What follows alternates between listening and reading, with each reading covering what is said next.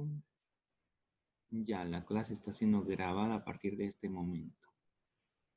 ¿Qué habrá pasado con el resto? Pues debe estar, presumo yo, todavía queriendo levantarse.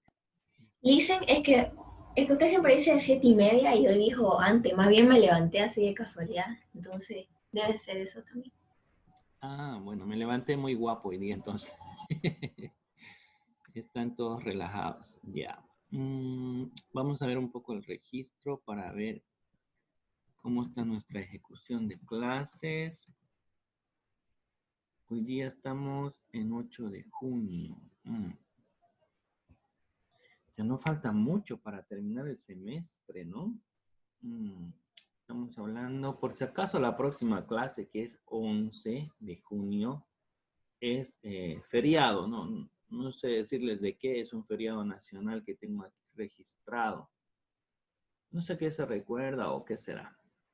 De ahí tendríamos 1, 2, 3, 4, 5, 6 clases más y de ahí se vendría el examen final. Se está yendo todo nuestro semestre virtualmente hablando. Hoy ha sido interesante que hagamos exposición. Pero, a ver, voy a ver si podemos planificar alguna exposición dependiendo del avance. Dicen, y no hablaron nada del segundo semestre, ¿cómo va a ser?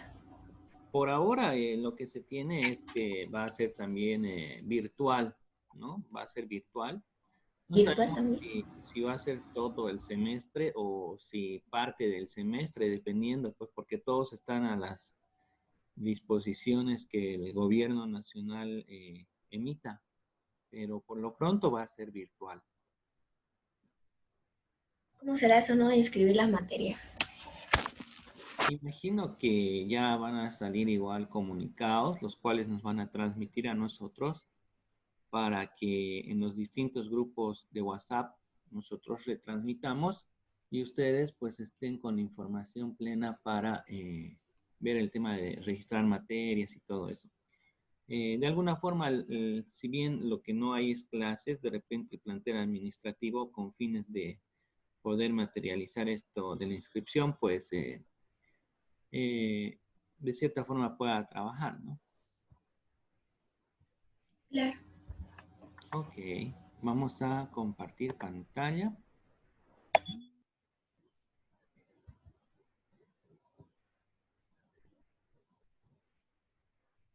Pum, pum, pum. Ya, estamos por acá. Ok, para recapitular un poquito lo que estábamos haciendo, estábamos ¿Qué hablando. página es esa, Alice? La 87, querido. Estamos en la página 87 finalizando. Estamos viendo el reglamento de copropiedad y administración, los cuales son propios de aquellos bienes que se encuentran en esta figura de la copropiedad o la propiedad horizontal, ¿no? El cómputo de la mayoría tiene que ver con cuestiones para tomar pues distintas decisiones sobre el bien inmueble que está ahí sujeto en copropiedad.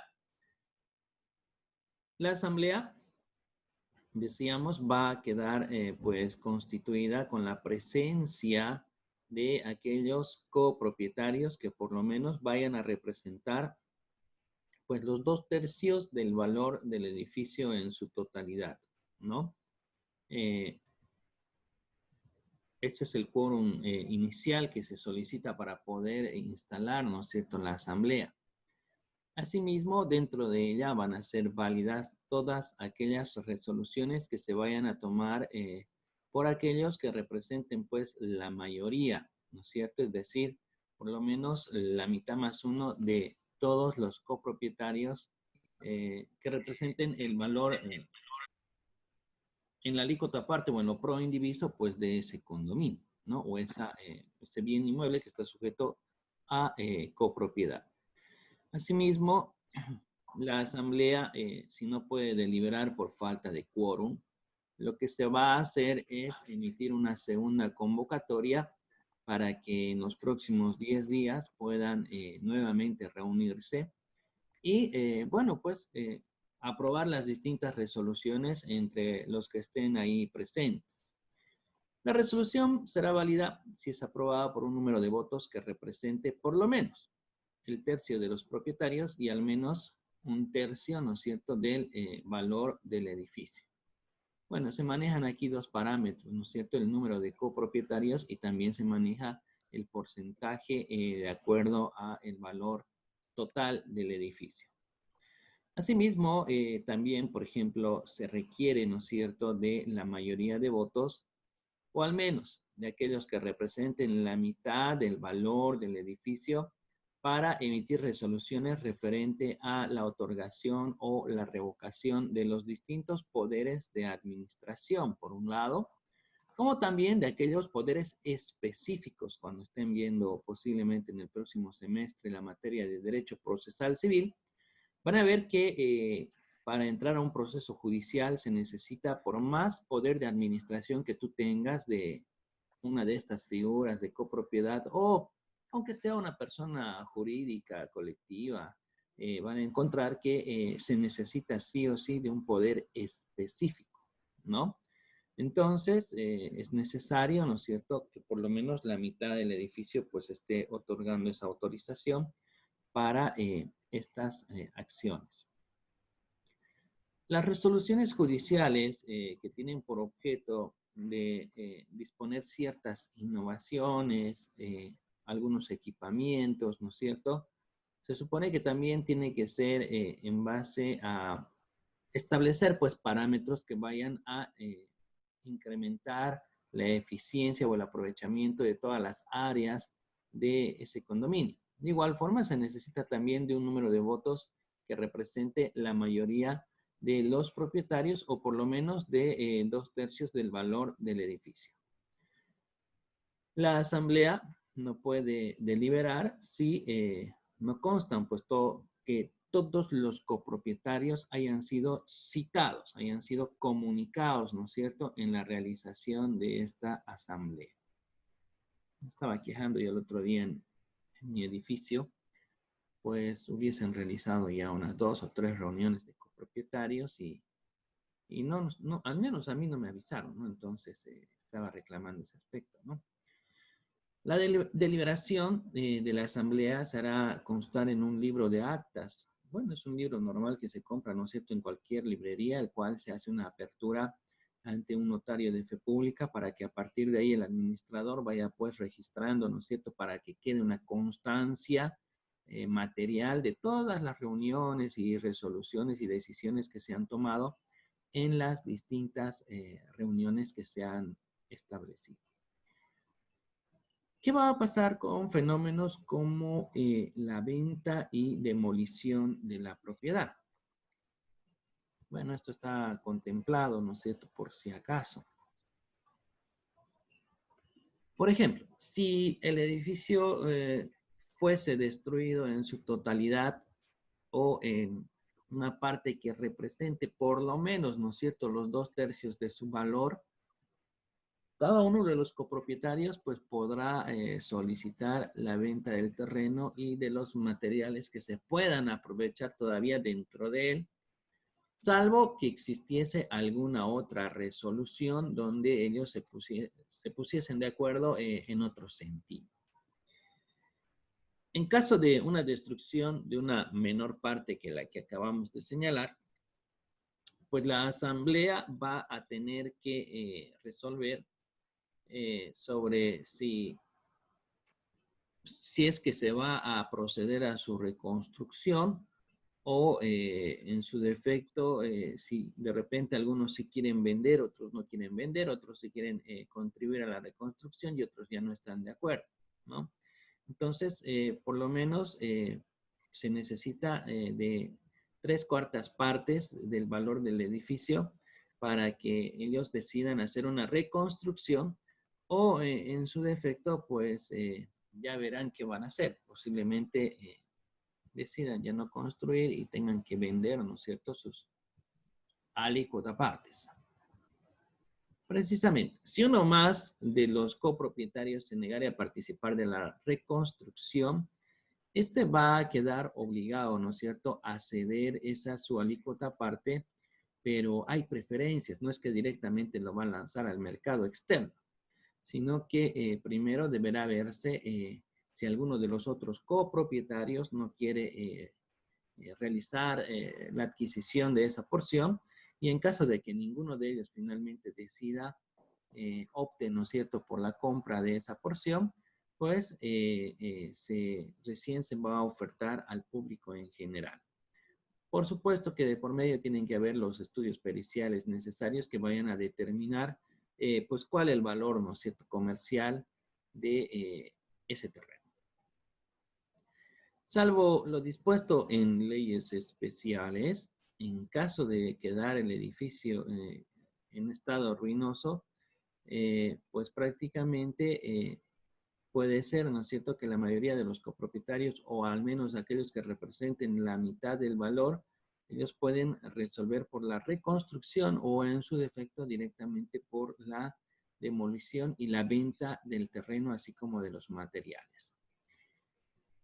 Si finalmente se resolviere por la reconstrucción del edificio y la minoría de propietarios que no esté de acuerdo con esa decisión, pues no van a poder ser obligados a esa reconstrucción ni tampoco a contribuir, ¿no es cierto?, con esa reconstrucción. Simple y llanamente se procederá, nomás decíamos, a la venta de cada una de sus partes. Muy bien, hasta ahí hemos desarrollado el derecho de propiedad.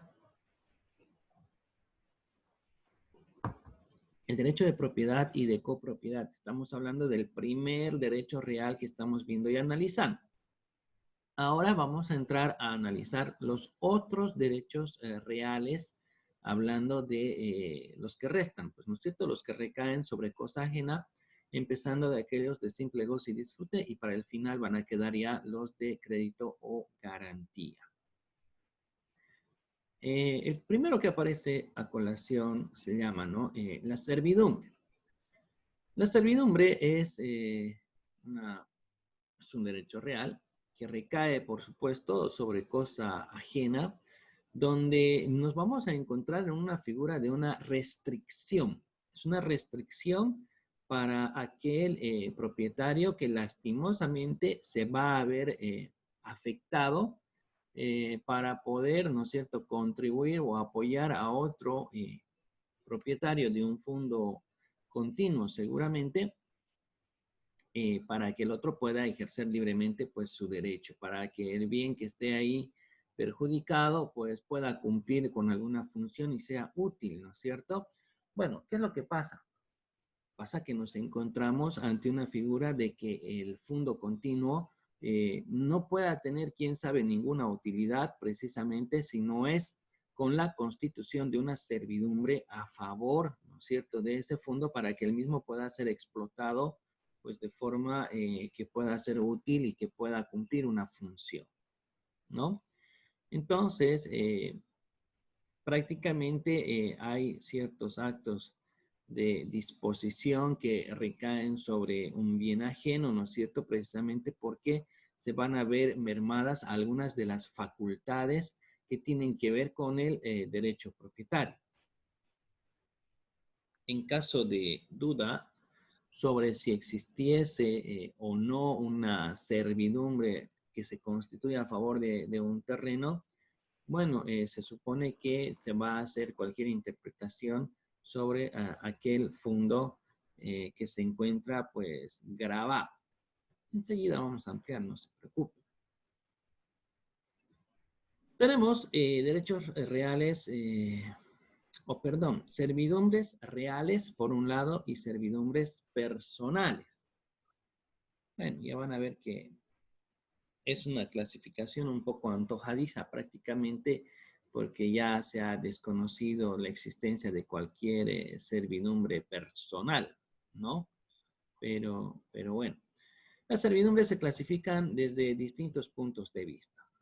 Teniendo en cuenta el sujeto activo de las servidumbres, podemos encontrar pues las siguientes. Por un lado están las servidumbres reales. Las servidumbre reales son todas aquellas que tienen que ver, pues, con los bienes inmuebles, ¿no? Inmuebles o muebles también, ¿por qué no?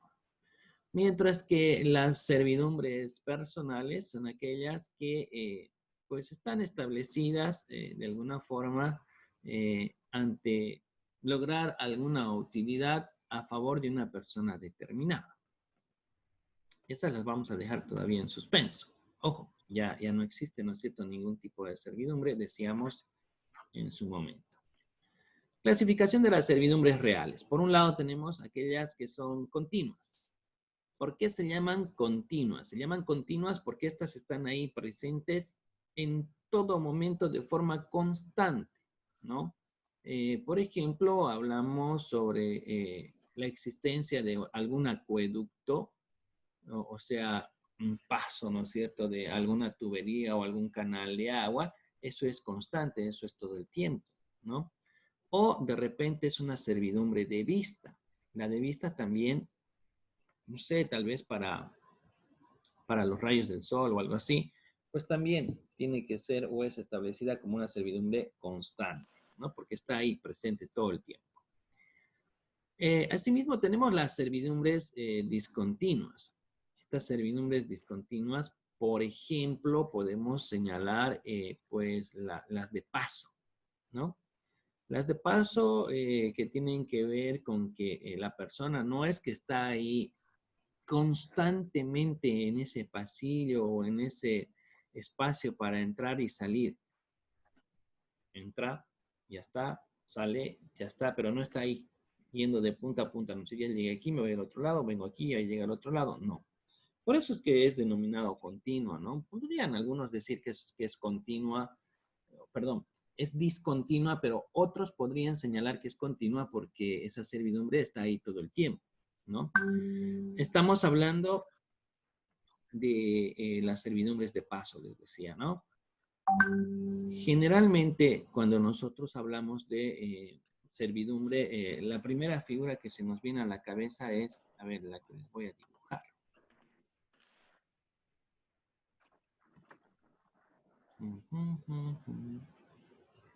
Esperen un segundo, voy a dejar de compartir mi pantalla.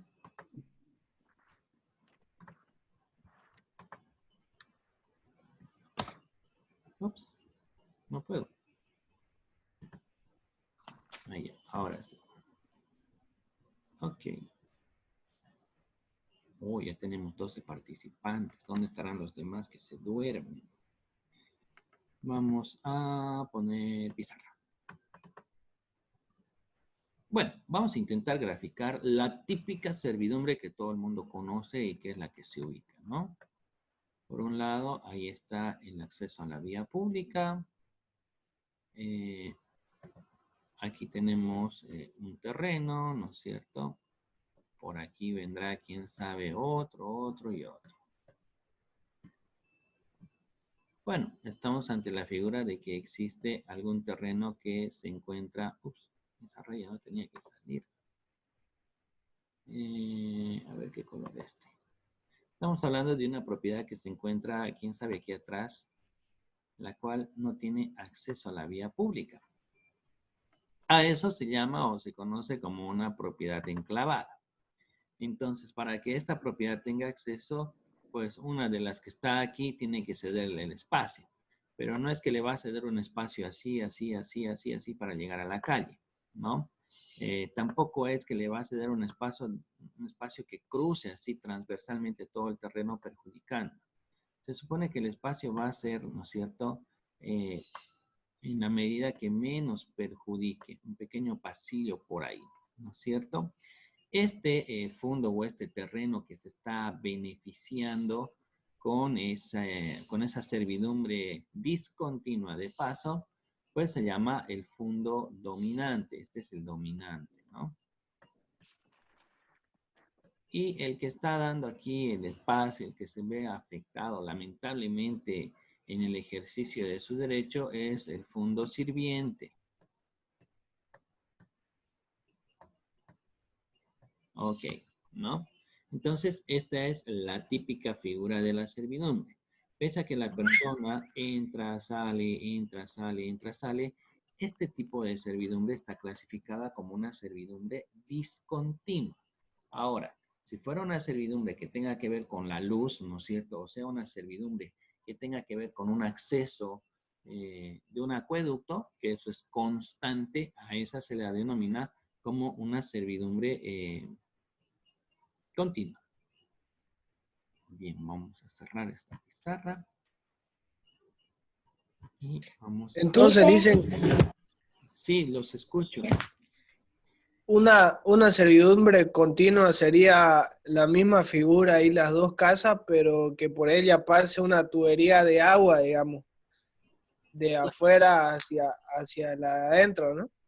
Claro, por supuesto que sería una especie de servidumbre, siempre y cuando esté pues por la superficie, ¿no? Porque a veces, no siempre, a veces los túneles de desagüe pues pasan por debajo de una propiedad. Se supone que no tiene que ocurrir eso, pero en algunos casos pues sí, ¿no? Hay una servidumbre, pero ni siquiera te puedes percatar de ella, ¿no? Eh, pero eso sí sería una servidumbre continua si es un acueducto, ¿no es cierto? Y solamente si es de paso, pues está clasificada como una discontinua, pese a que ese pasillo está ahí de forma permanente, ¿no? Romina quería preguntar algo. Sí, lo que pasa es que dijo que habían reales y personales y después dijo esa lista de ahí. Quería preguntar si esas van dentro de las reales o nos dijo creo que esas no iban y estas eran otras, nada que ver, o sea, diferentes. No, cuando hablábamos de la clasificación de las servidumbres, se había establecido que están las reales y también las personales. Las que estamos viendo en este momento son las reales. Las personales técnicamente pues han desaparecido. Han desaparecido porque no se puede concebir hoy en día que exista la servidumbre personal, ¿cierto? Es un tema sujeto a esclavitud. Aún así, hay algunas figuras que todavía resaltan, ¿no? Referente a una servidumbre personal que más adelante las vamos a ver. Estas que estamos viendo son servidumbres reales, son servidumbres reales, ¿ya? Ya, Bien, gracias. vamos a compartir la pantalla. ¿Dónde está? ¿Dónde está? Doctor, buen día. Oh, buen día, señora Matilde. Buen día, bendiciones. Yo le quiero hacer una preguntita acá, es que como yo tengo más o menos, quiero saber, esa servidumbre dominante y servil, por ejemplo, son, digamos, si es de departamento, el de atrás pasaría a ser dominante y el otro, el de adelante, pasaría a ser servil, ¿verdad? Porque tiene el pasillo para salir a la calle. Sí, efectivamente, tal cual acabamos de realizar la gráfica, pues sí, el que está dando el espacio, el que está dando el camino, ¿no es cierto? Él es el fondo sirviente porque se está viendo afectado, ¿no? Ahora, Pero, ¿y eso, en qué entraría eso? ¿En continua o en donde continua, en aparente? En qué lugar entraría eso de la servidumbre de los 1, 2, 3, 4, 5, son 6? ¿En cuál de esto se si es toca que, ese?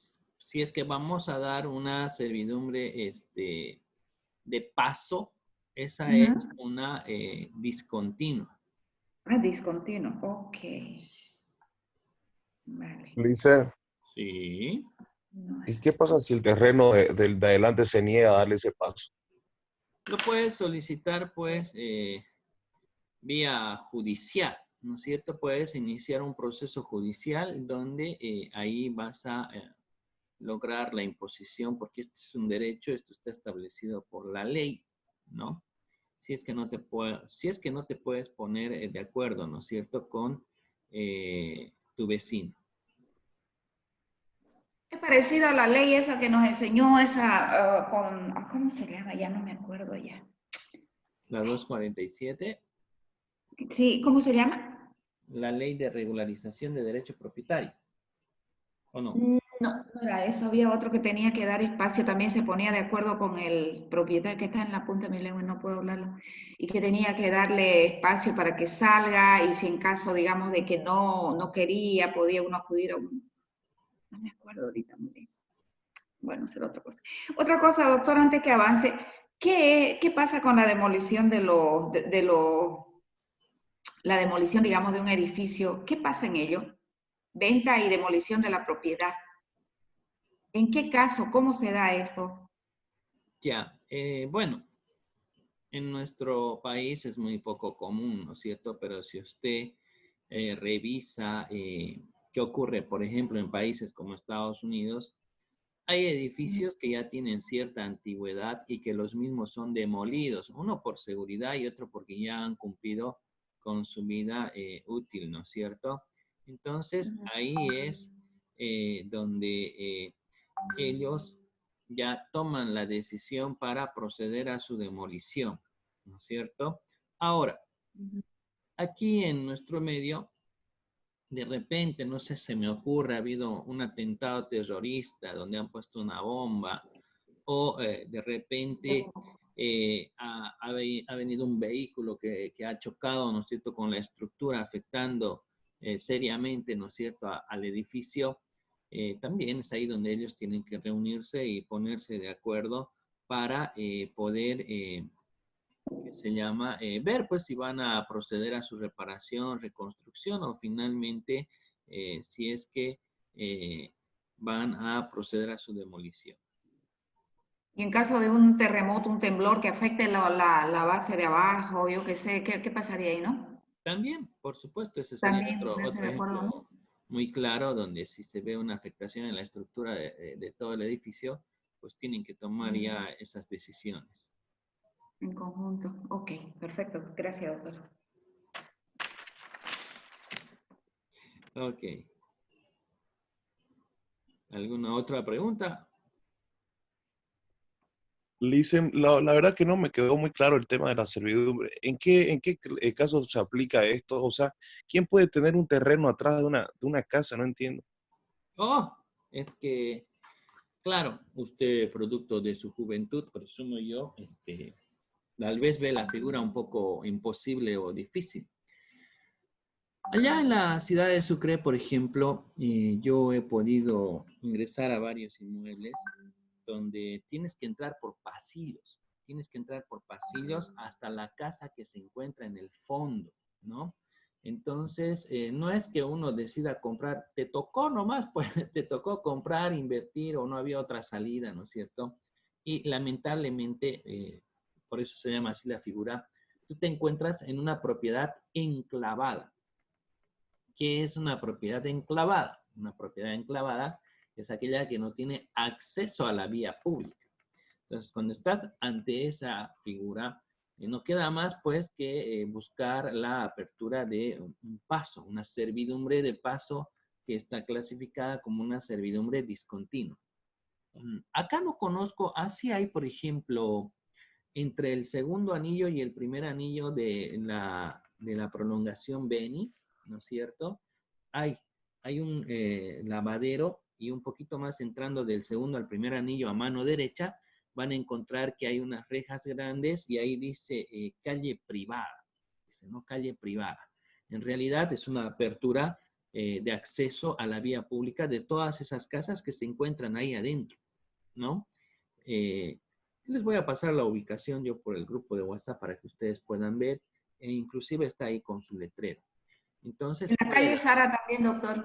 ¿ah? En la calle Sara también. Para Imagínate. llegar a la casa, a la propiedad, hay que ¿Ah? subir unas escaleras, unas gradas y pasar como un patio grande y allá atrás recién está la casa. Y todo eso no se puede tocar. Claro, por En la supuesto. calle se queda arriba. Está como arriba. Como un También, cerrito. cuando hablamos de propiedades un poco más accidentadas, es que aquí en Santa Cruz todo es plano, ¿no? Allá Sí.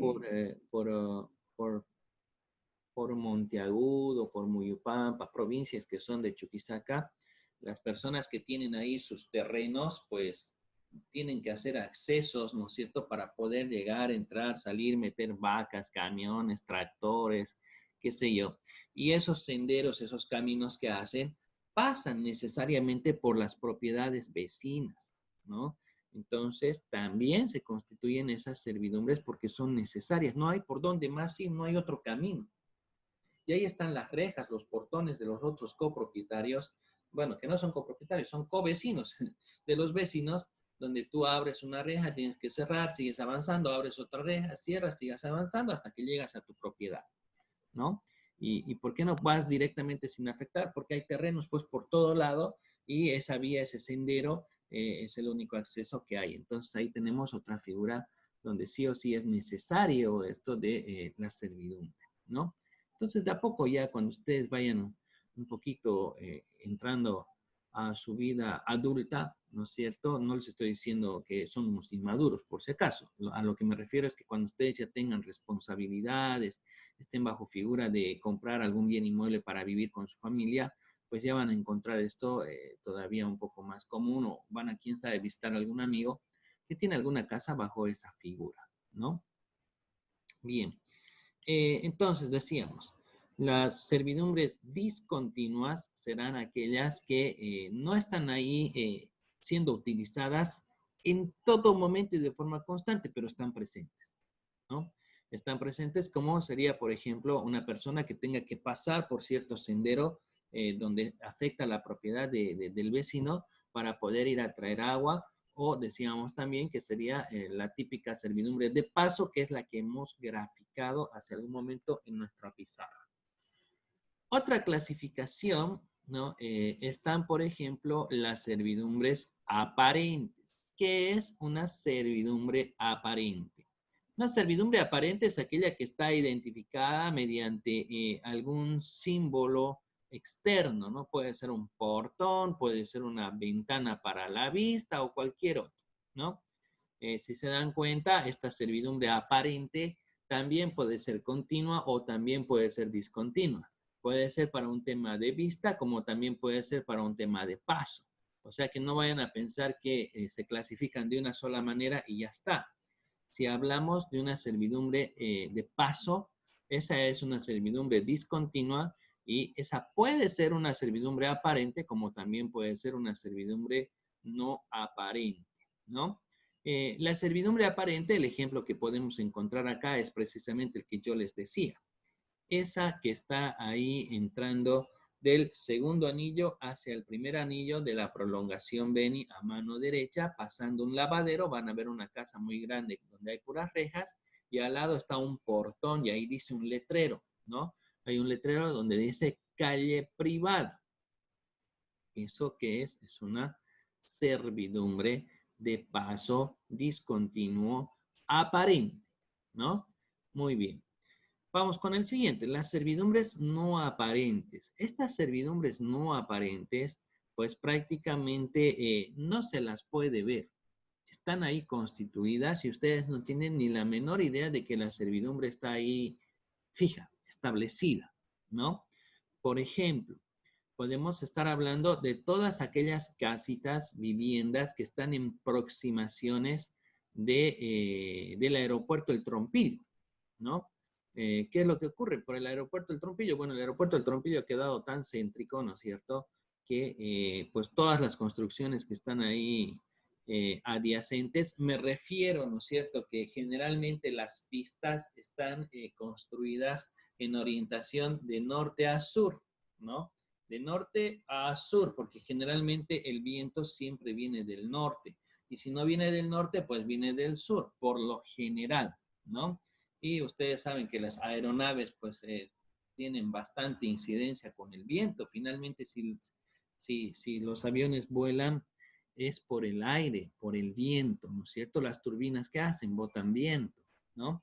Entonces, todo eso influye para que la aeronave pueda, pues, hacer una maniobra de aproximación o una maniobra de despegue. Entonces, no es que esto está a la redonda del Trompillo, solamente están perjudicados los bienes que están en el norte y los bienes que quedan al sur del aeropuerto del Trompillo, donde si ustedes ven el Cine Center, por ejemplo, ese centro comercial, pues no puede elevarse en más niveles porque es área de aproximación de aeronaves, ¿no?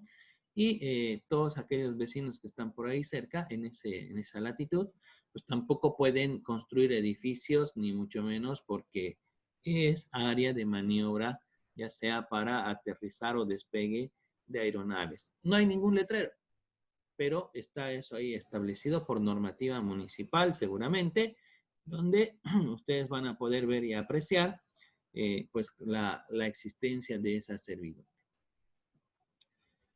Tenemos otras servidumbres que pueden ser positivas, es decir, cuando se impone al propietario de la heredad sirviente la obligación de dejar hacer alguna cosa, o sea, te tiene que permitir el realizar algo, ¿no?